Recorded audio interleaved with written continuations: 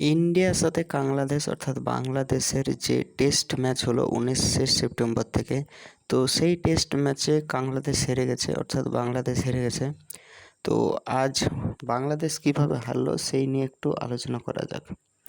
তো first innings থেকে শুরু করা যাক। প্রথম ইনিংসে যখন ইন্ডিয়া প্রায় ব্যাকফুটে ছিল, 144 রানে যখন 6 উইকেট পড়ে গেছিলো, তখন বাংলাদেশের একটা সুযোগ ছিল ইন্ডিয়াকে 200-র মধ্যে অল উইকেট করে একটা বড় লিড নেওয়ার। কিন্তু সেই সময়তেই ম্যাচের টার্নিং পয়েন্ট, ম্যাচ ঘুরে যায় রবিচন্দ্রন অশ্বিন এবং রবীন্দ্র জাডেজার ব্যাটে। রবীন্দ্র জাডেজা করে 80+ রান এবং অশ্বিন করে সেঞ্চুরি। সেখান থেকে বাংলাদেশ ব্যাকফুটে চলে যায়। দ্বিতীয় দিনের শুরুতে যখন তারা ফাস্ট বোলারের মাধ্যমে ইন্ডিয়াকে অল উইকেট করে দেয় এবং নিজেরা ব্যাট করতে নামে, তখন বাংলাদেশের যে টপ অর্ডার, সেই টপ অর্ডারে কেউ রান করতে পারে না। সে জাকির হাসান হোক, সে নাজমুল হাসান শান্ত হোক, অথবা অন্য কেউ হোক, টপ অর্ডার রান করতে পারে না। কিন্তু লোয়ার অর্ডার এবং middle lower order Shakib, Mehedi Hasan, Miraj এরা কিছু কিছু রান করে। কিন্তু ইন্ডিয়া যে পেস অ্যাটাক ছিল, মোহাম্মদ সিরাজ, আকাশদীপ এবং Jasprit Bumrah, all time goat Jasprit Bumrah, তাদেরকে বাংলাদেশ বুঝতেই পারেনি। তারপরে তো স্পিন অ্যাটাক তো বাকিই ছিল, যদিও জাডেজা তো উইকেট নিয়ে যায়।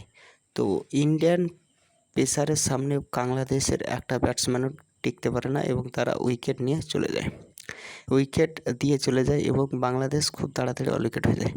থার্ড ইনিংসে যখন রোহিত শর্মা এবং যশস্বী জয়সওয়াল, তাসকিন আহমেদ এবং নাহিদ রানার বলে আউট হয়ে যায়, সেই সময়তে বাংলাদেশের যে গুণধর ক্যাপ্টেন, সে কী করে, ফাস্ট বোলিং আটকে রেখে স্পিনার নিয়ে অ্যাটাক করে। যখন সেখানে ব্যাট করছিল কে, শুভমান গিল আর ঋষভ পান্থ, যারা স্পিন খুব ভালো খেলে, সেখানে তাদেরকে দিয়ে অ্যাটাক করা হয় স্পিনার। বোথ এন্ড থেকে স্পিনার দেওয়া হয়, যাতে ঋষভ পান্থ এবং শুভমান গিলের ব্যাট করতে খুব ভালো হয়। আবার সেই গুণধর ক্যাপ্টেন শান্ত আবার কিছুক্ষণ পর আবার ফাস্ট বোলার নিয়ে আসে এবং ব্রেক থ্রু পায়। কিন্তু সেই ফাস্ট বোলার তাসকিন আহমেদ এবং নাহিদ রানাকে সে রেস্ট দেয়, যদিও তারা উইকেট নিয়েছিল রোহিত শর্মা এবং যশস্বী জয়সওয়ালের। তো যাই হোক, তারপরে যখন ফোর্থ ইনিংস শুরু হয়, ইন্ডিয়া একটা বিরাট লিড দিয়ে দেয়। থার্ড ইনিংসে 515 রানের একটা টার্গেট দেয় এবং ফোর্থ ইনিংসে যখন বাংলাদেশ ব্যাট করতে নামে, তখন বাংলাদেশের টপ অর্ডার ভালো খেলে। ইন্ডিয়ার যে পেসার আছে, সেই পেসারদেরকে মোটামুটি সামলে খেলতে থাকে এবং ভালো একটা স্কোর করে। কিন্তু যেই স্পিন চলে আসে, যেমন অশ্বিন 6 উইকেট নিয়ে যায়। ফোর্থ ইনিংসে অর্থাৎ বাংলাদেশের সেকেন্ড ইনিংসের বাংলাদেশের টপ অর্ডার রান করলে লোয়ার মিডিল অর্ডার এবং লোয়ার মিডিল অর্ডার রান করতেই পারেনি। সেই কারণে বাংলাদেশ 234 রানে অল উইকেট হয়ে যায় এবং ভারত 270 রানে জিতে যায়।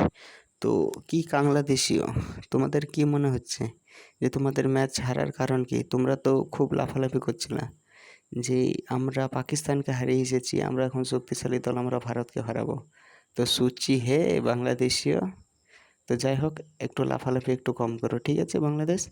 আর তোমরা তোমাদের ক্যাপ্টেনকে একটু বোঝাও, ক্যাপ্টেনের যেন একটু বুদ্ধি টুদ্ধি হয়, ঠিক আছে। Bye bye, take care.